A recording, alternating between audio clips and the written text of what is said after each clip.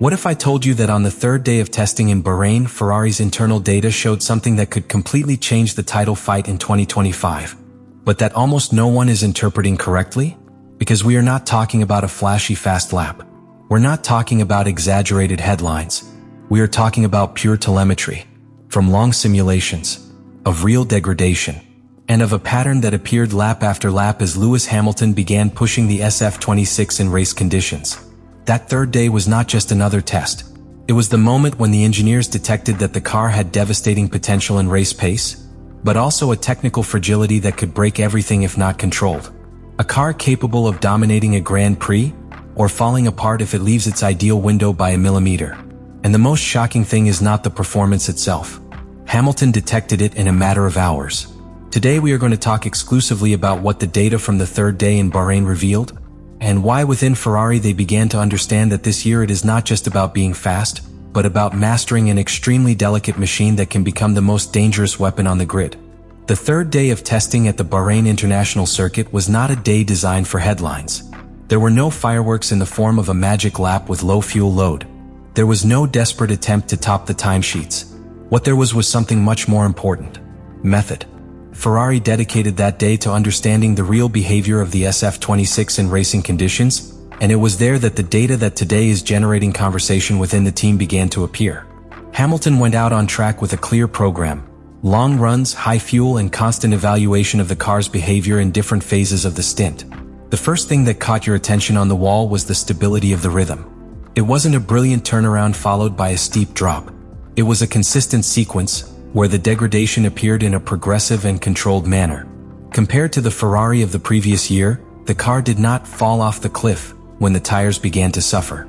That cleaner management, especially with C2 and C3 compounds, was the first indication that the 2025 project had corrected one of its biggest sins.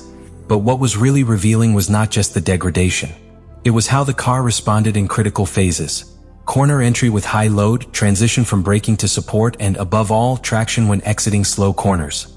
In technical sectors of the secure route, Hamilton began to record constant micro-profits compared to internal references. They were not scandalous tenths in a single area. They were small improvements repeated lap after lap. And in Formula One, repetition is what builds victories.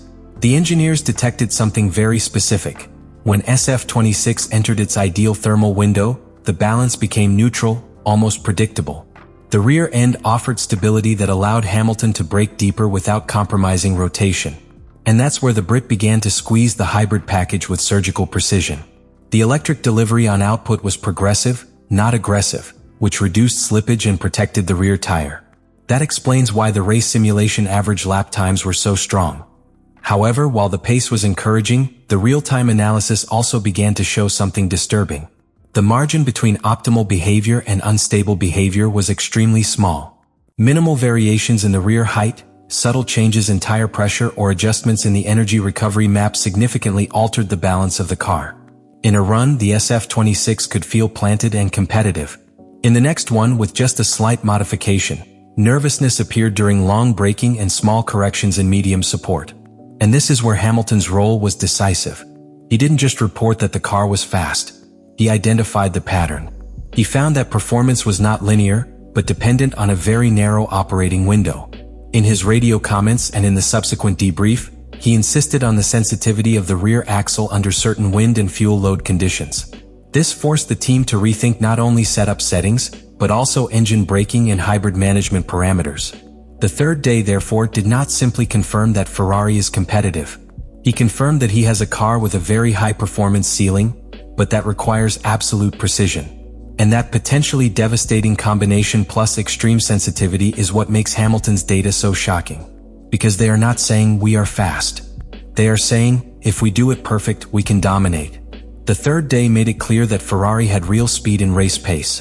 But Act 2 begins when we analyze what that data implies going forward. Because this is where the story gets deeper and more dangerous.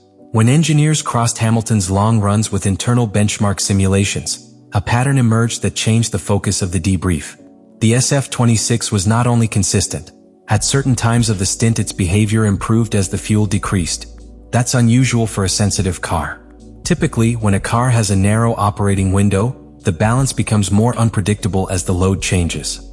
However, in those simulations on the third day, the Ferrari seemed to break free in the middle of the stint, stabilizing the rear axle and allowing Hamilton to start attacking with more confidence.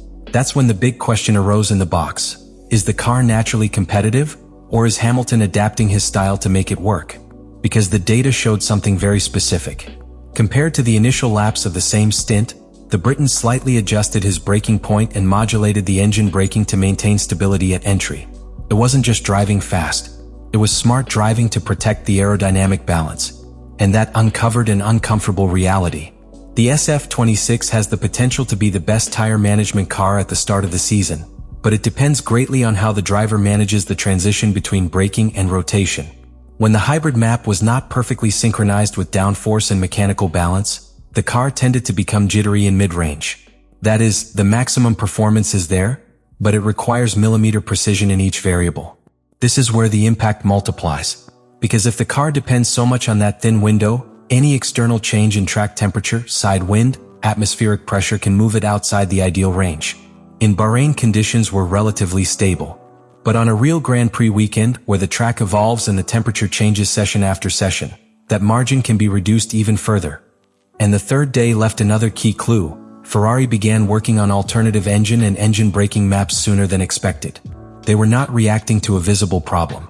They were trying to widen that operating window before it became a structural weakness. That's not a minor correction. That is a strategic adjustment in the middle of a test. What Hamilton's data reveals, then, is not just that Ferrari can fight at the top.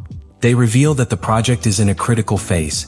Either they master the sensitivity of the car and turn it into a constant weapon, or that same sensitivity can become their greatest enemy when the real pressure of the championship begins. And here is the key point of Act 2. The third day was not a confirmation of superiority. It was a technical warning. Ferrari has something big on its hands, but he needs to fully understand it before the season moves forward. The third day of testing in Bahrain did not end when Ferrari turned off the car in the pit. Actually, that was when the really important thing began. Because Act 3 isn't just about what the SF26 showed on the track. It's about what all that means for the real start of the championship.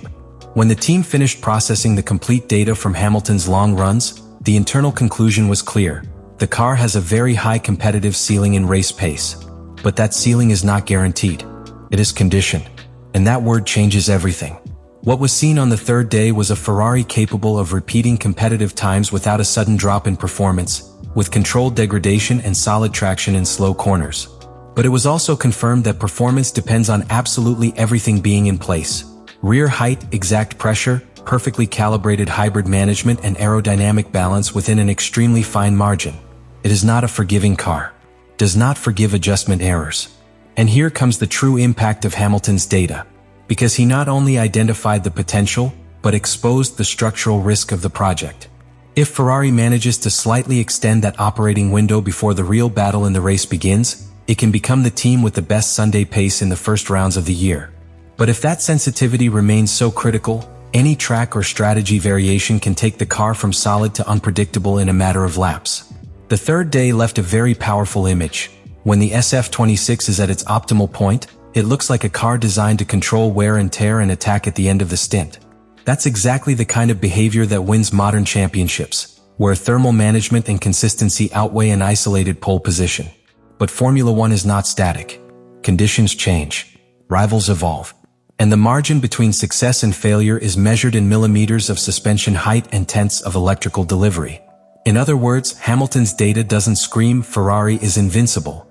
What they say is much more disturbing for its rivals. Ferrari has something that can be devastating, if it fully understands it before anyone else. And that's what makes Day 3 in Bahrain a quiet turning point. There were no exaggerated headlines. There were no public celebrations. But inside the red garage a clear signal went off. The 2025 project is not simply competitive. It's complex, just delicate. And in the right hands, it can make a huge difference. The third day in Bahrain was not the day Ferrari set the fastest time. It was the day they understood that they have a weapon in their hands that can define the season, as long as they completely master it. If they manage to extend that operating window and stabilize behavior in different conditions, the SF26 could be the most consistent car at the start of the championship. But if that sensitivity persists without absolute control, the same potential can turn against you. Let me know in the comments what you think about all this.